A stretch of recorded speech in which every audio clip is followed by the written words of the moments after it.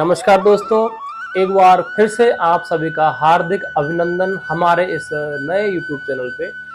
सर्वप्रथम सभी को सावन के महीने की बहुत बहुत शुभकामनाएं।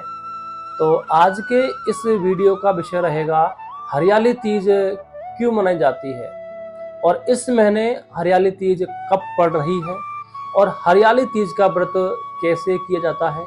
हरियाली तीज के व्रत में क्या क्या सावधानियां और नियम है और इस दिन माता को ऐसा क्या भेंट करें कि शीघ्र ही मनोकामनाएं पूरी हो।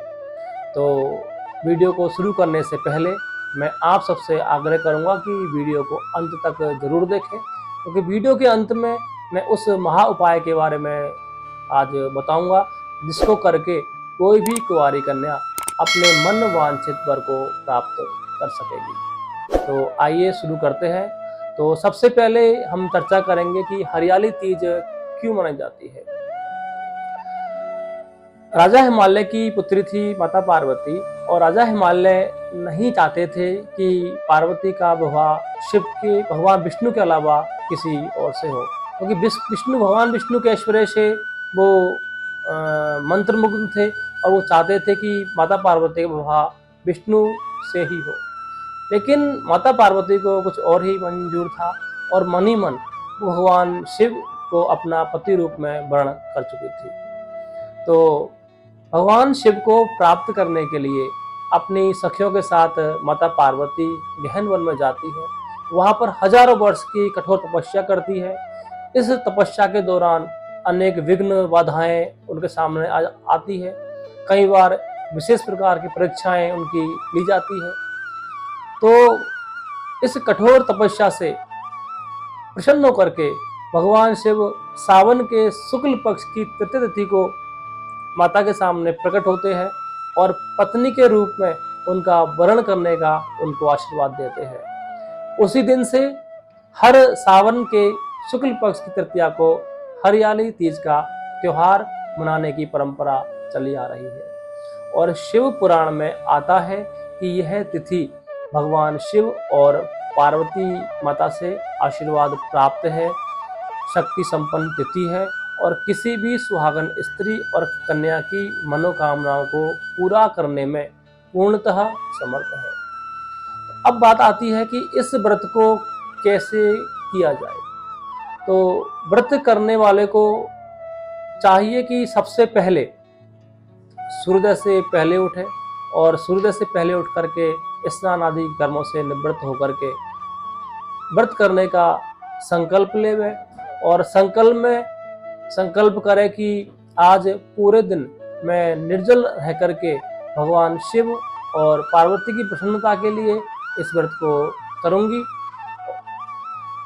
उसके बाद पूरे दिन भगवान शिव और माता पार्वती के नाम मंत्रों का उच्चारण करते हुए समय व्यतीत करे, किसी की भी पर निंदा ना करे। दिन में सोने से सर्वथा बचना चाहिए, क्योंकि शिव पुराण में आता है कि जो महिलाएं व्रत रखे होती है और दिन में अगर सोती है तो उन्हें अगले जन्म में अजगर की योनि प्राप्त होती है। तो दिन में सोने से सर्वथा बचना चाहिए, पर निंदा भूल करके भी नहीं करनी। जिन कन्याओं का विवाह में बेवजह विलंब हो रहा है तो वो दिन में एक उपाय और भी कर सकती है कि तुलसी कृत रामायण में दोहा नंबर 64 से लेकर के 104 तक भगवान शिव और पार्वती के विवाह का प्रसंग है। अगर इस प्रसंग को एक मंत्र है उसका संपुट लगा करके अगर पढ़ा जाए तो मन वांछित वर की प्राप्ति होती है। वो मंत्र इस प्रकार है: जही का जही पर सत्य सनेहु, सो ताही मिले ना कछु संदेहु। मंत्र एक बार फिर सुन लीजिए: जही का जही पर सत्य सनेहु, सो ताही मिले ना कछु संदेहु।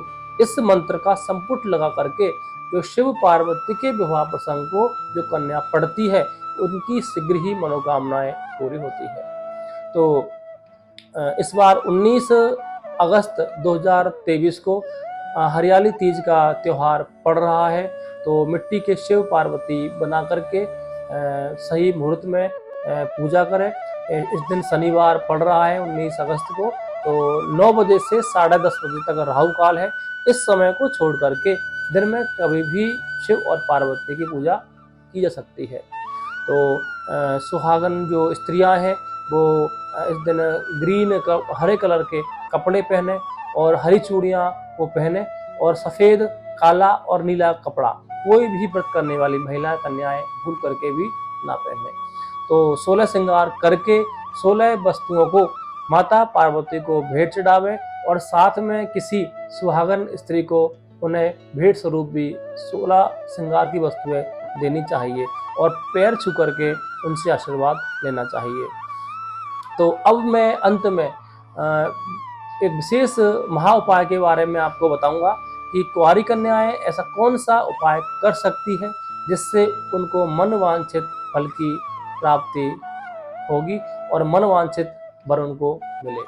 तो पूजा के अंत में जिन कन्याओं को विशेष मनोकामना पूर्ति के लिए एक पीली हल्दी की गांठ अगर 16 श्रृंगार की वस्तुओं के साथ अगर माता पार्वती को अगर भेंट की जाए, अर्पित की जाए, तो विवाह में चली आ रही ग्रह जनित जो भी बाधाएं हैं वो दूर होकर के मनवांछित वर की प्राप्ति होती है। तो इस बार सावन का विशेष महत्व है क्योंकि सावन का महीना अधिक मास से संयुक्त होने के कारण 19 वर्ष के बाद ऐसा दुर्लभ संयोग ऐसा बना है। तो इस व्रत का लाभ ले। जो महिलाएं गर्भवती है या शारीरिक असुस्थता के कारण व्रत को नहीं कर सके तो उनके पति भी उनकी एवज में इस व्रत को कर सकते हैं और समान फलों को प्राप्त कर सकते हैं।